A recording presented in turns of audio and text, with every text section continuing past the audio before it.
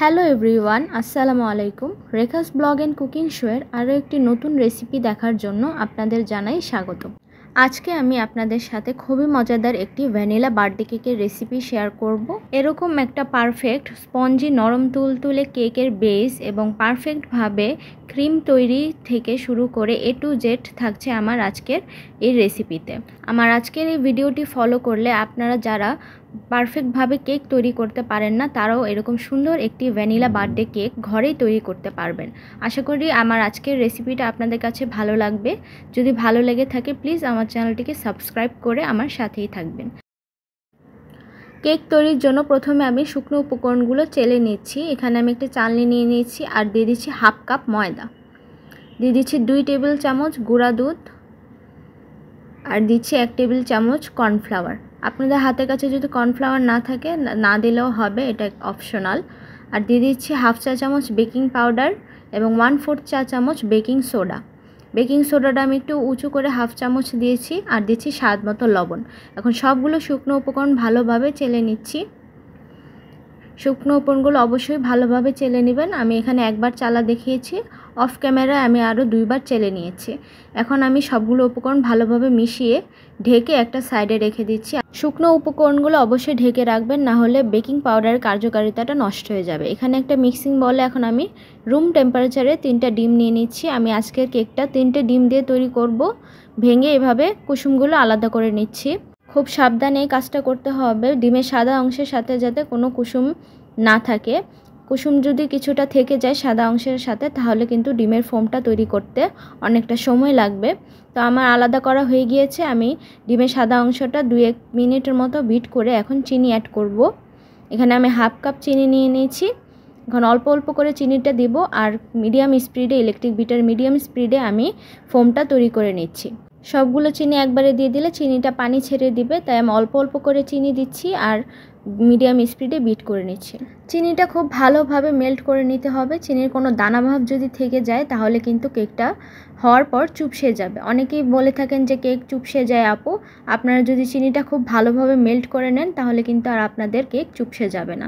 এই যে সাদা অংশটা ফোম করা হয়ে গিয়েছে, এখন এর মধ্যে আমি ডিমের কুসুমটা অ্যাড করে দিচ্ছি। ডিমের কুসুমটা দিয়ে আমি 2-1 মিনিট এভাবে বিট করে নিচ্ছি। খুব বেশি সময় করতে হবে না, কুসুম দেওয়ার পর 2-1 মিনিট করলেই হবে। এখন দিয়ে দিচ্ছি আমি 2 চা চামচ ভ্যানিলা এসেন্স। ভ্যানিলা এসেন্সটা দিয়ে আমি 1 মিনিট বিট করে নিচ্ছি। আমি কিন্তু আজকের স্পঞ্জ কেকে কোনো তেল ব্যবহার করছি না। আপনাদের যদি তেল দিতে ইচ্ছা হয় আপনারা এখানে 2 টেবিল চামচের মতো তেল এড করতে পারেন, তবে তেল ছাড়াও কিন্তু স্পঞ্জ কেক অনেক সুন্দর হয়। তো এখন আমি অল্প অল্প করে শুকনো উপকরণ অ্যাড করছি আর দিয়ে দিয়েছি 2 টেবিল চামচ লিকুইড দুধ। দুধটা কিন্তু আমি একবারে দিচ্ছি না, অল্প অল্প করে শুকনো উপকরণগুলো অ্যাড করব আর দুধটা দিয়ে দিচ্ছি। একটা হ্যান্ড উইক্সের সাহায্যে আমি আলতো হাতে কেকের ব্যাটারটা তৈরি করে নিচ্ছি। খুব আলতো হাতে এই জিনিসটা করতে হবে। খুব স্পিডে যদি করতে যান তাহলে কিন্তু ডিমের ম্যারাংটা নষ্ট হয়ে যাবে। ডিমের ফোমি ভাবটা যদি নষ্ট হয়ে যায় আপনাদের স্পঞ্জ কেক কিন্তু ফুলবেও না এবং স্পঞ্জি হবে না। তাই এই কাজটা খুব সাবধানে করতে হবে। আমি দেখিয়ে দিচ্ছি ব্যাটারটা কীরকম হবে। এরকম একটা ফ্লাফি ব্যাটার তৈরি হবে, দেখতেই পাচ্ছেন। এই যে আমি দেখিয়ে দিচ্ছি ব্যাটারটা খুব সুন্দরভাবে তৈরি হয়ে গিয়েছে। এখন আমি এটা মোল্ডে ঢেলে নিচ্ছি। আজকের কেকটা তৈরির জন্য আমি এখানে একটা 7 ইঞ্চি সাইজের মোল্ড নিয়ে নিয়েছি। আপনারা চাইলে এটা 8 ইঞ্চি সাইজের মোল্ডেও বেক করতে পারেন, তাহলে কেকটা আরেকটু ফ্ল্যাট হবে। তা আমি 7 ইঞ্চি সাইজের মোল্ডে দিয়ে দিচ্ছি। একটা বেকিং পেপার বিছানো ছিল। আমি কিন্তু মোল্ডে কোনো তেল ব্রাশ করিনি। স্পঞ্জ কেকের বেলায় কিন্তু মোল্ডে তেল ব্রাশ করার প্রয়োজন হয় না। তো আমি একটা টুথপিক দিয়ে নেড়ে ট্যাপ ট্যাপ করে নিচ্ছি। এখন আমি চুলায় বেক করতে চলে যাব। চুলার হাঁড়িটা আমি 10 মিনিট আগে প্রিহিট করে নিয়েছি মিডিয়াম টু লো হিটে। তা এখন আমি কেকের মোল্ডটা বসিয়ে দিচ্ছি। চুলায় কিন্তু অনেক সুন্দর স্পঞ্জ কেক তৈরি করা যায়। এখন আমি ঢাকনাটা লাগিয়ে দিচ্ছি। মিডিয়াম টু লো হিটে আমি 35 মিনিটে কেকটা বেক করে নিচ্ছি। 35 থেকে 40 মিনিট সময় লাগবে আপনাদের। তো আমি 40 মিনিট পর আসলাম, দেখিয়ে দিচ্ছি স্পঞ্জ কেকটা কি সুন্দর পারফেক্টভাবে বেক হয়ে গিয়েছে। আমি একটা টুথপিক দিয়ে চেক করে দেখিয়ে দিচ্ছি কেকটা যে পারফেক্টভাবে কুক হয়েছে। এই যে চেক করে দেখিয়ে দিলাম। এখন আমি এটা হাঁড়ি থেকে নামিয়ে ঠান্ডা হওয়ার পর মোল্ড আউট করে নেব। অবশ্যই কেকটা ঠান্ডা হওয়ার পর মোল্ড আউট করবেন। এই যে ঠান্ডা হওয়ার পর এখন আমি মোল্ডের থেকে বের করে দেখিয়ে দিচ্ছি। এই যে কাগজটা ছিল সেটা উঠিয়ে নিলাম। এখন আমি দেখিয়ে দিচ্ছি কেকটা কত সুন্দর হয়েছে। কেকটা কিন্তু আমি চুলায় বেক করেছি, একদম কিন্তু ওভেনের মতো হয়েছে কেকটা। স্পঞ্জ কেক একদম পারফেক্টভাবে ওভেনের মতোই কিন্তু চুলায়ও তৈরি করা যায়। আমার আজকের রেসিপিটা যদি আপনারা এরকম হুবহু ফলো করেন, আপনারাও এরকম সুন্দর একটি স্পঞ্জ কেক চুলায় তৈরি করতে পারবেন। তো আমি অফ ক্যামেরায় এটাকে 3টা স্লাইস করে নিয়েছি, আপনারা চাইলে 4টা স্লাইসও করতে পারেন। এখন আমি দেখিয়ে দিচ্ছি কত নরম তুলতুলে এবং সফট হয়েছে। একটা কেকের বেস যদি পারফেক্ট হয়, সেটা কিন্তু ডেকোরেশন করলেও সুন্দর লাগে এবং খেতেও খুব মজা হয়।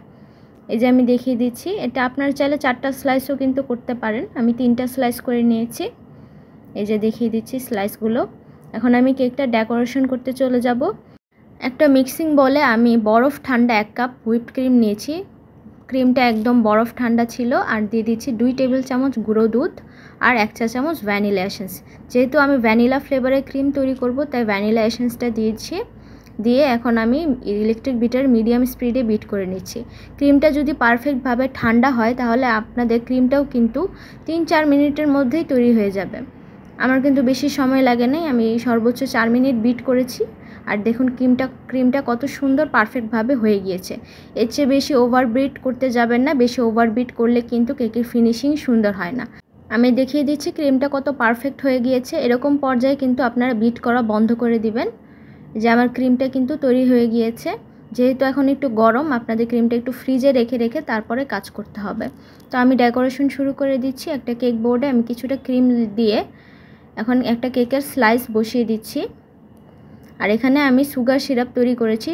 সুগার সিরাপের সাথে আমি এখানে 2 টেবিল চামচ গুঁড়ো দুধ অ্যাড করেছিলাম। এভাবে অ্যাড করে আমি একটা মিল্ক সিরাপ তৈরি করেছি। এখন আমি কেকের ব্রাশ দিয়ে কেকটার মধ্যে দিয়ে দিচ্ছি।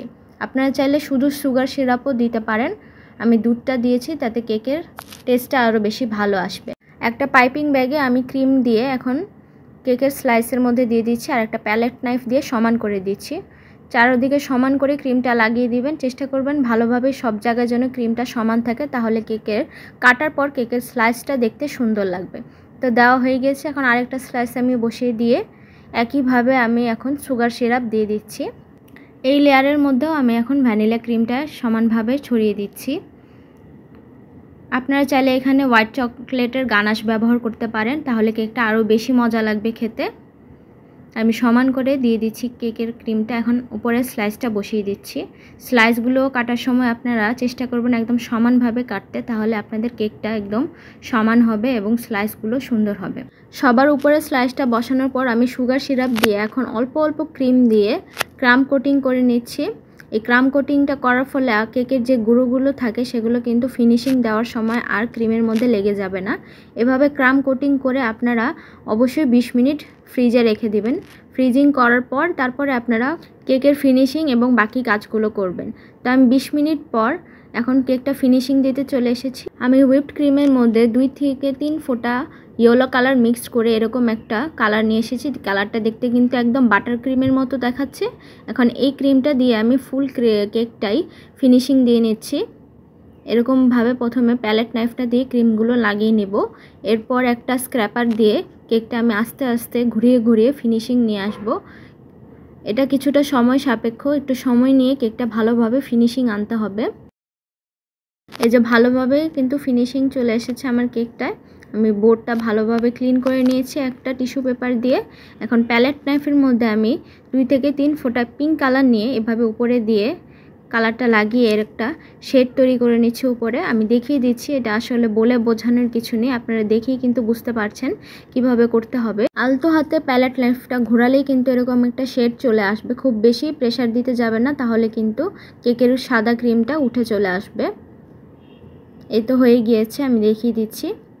এখন আমি হুইপড ক্রিমের মধ্যে পিঙ্ক কালার মিক্সড করে এরকম একটা পিঙ্ক কালারের হুইপড ক্রিম তৈরি করে একটা রোজ নজল নিয়ে নিয়েছি। রোজ নজলটা দিয়ে এখন আমি ছোট ছোট চেরি ফুল তৈরি করে নিচ্ছি। আমি আমার মন মতো ডেকোরেশন করে নিচ্ছি। আপনারা চাইলে আপনাদের পছন্দ মতো কিন্তু কেকটা ডেকোরেশন করে নিতে পারবেন। আর এই রোজ নজল দিয়ে কিন্তু চেরি ফুল তৈরি করা খুবই সহজ। আর আমি এরকম এখন ছোট ছোট করে পাপড়ির মতো দিয়ে দিচ্ছি। সব জায়গায় কিন্তু দিয়ে দিচ্ছি, কেকের সাইডগুলোতেও ছোট ছোট করে এভাবে পাপড়ি দিয়ে দিচ্ছি। হোয়াইট কালারের ক্রিম দিয়ে এখন একই নোজল দিয়ে কিন্তু আমি হোয়াইট কালারের চেরি ফুল দিয়ে দিচ্ছি। আপনারা আপনাদের পছন্দ মতো কালার দিয়ে কিন্তু কেকটা ডেকোরেশন করে নিতে পারেন। আমি আমার পছন্দের কালারের করেছি। এখন হোয়াইট কালার ক্রিমটা দিয়েও কিন্তু আমি এরকম ছোট ছোট পাপড়ির মতো তৈরি করে নেব একইভাবে। এই যে হয়ে গিয়েছে, আমি দেখিয়ে দিচ্ছি। এটা কিন্তু খুবই সহজ, আপনারা একটু দেখলেই পারবেন। আর এখন গ্রিন কালার দিয়ে একটা প্যালেট নাইফ দিয়ে একটু ক্রিম দিয়ে এরকম পাতার মতো তৈরি করে দিচ্ছি। চিকন মাথাওয়ালা এই প্যালেট নাইফটা দিয়ে কিন্তু এরকম পাতা তৈরি করা যায়, কোনো নজেলের প্রয়োজন হয় না। এখন উপরে আমি সুগার বল বসিয়ে দিচ্ছি গোল্ডেন কালারের। আপনারা আপনাদের পছন্দ মতো কিছু দিয়ে কিন্তু কেকটা ডেকোরেশন করে নিতে পারবেন। আমি এই যে হয়ে গিয়েছে কেকটা দেখিয়ে দিচ্ছি, কত সুন্দর লাগছে।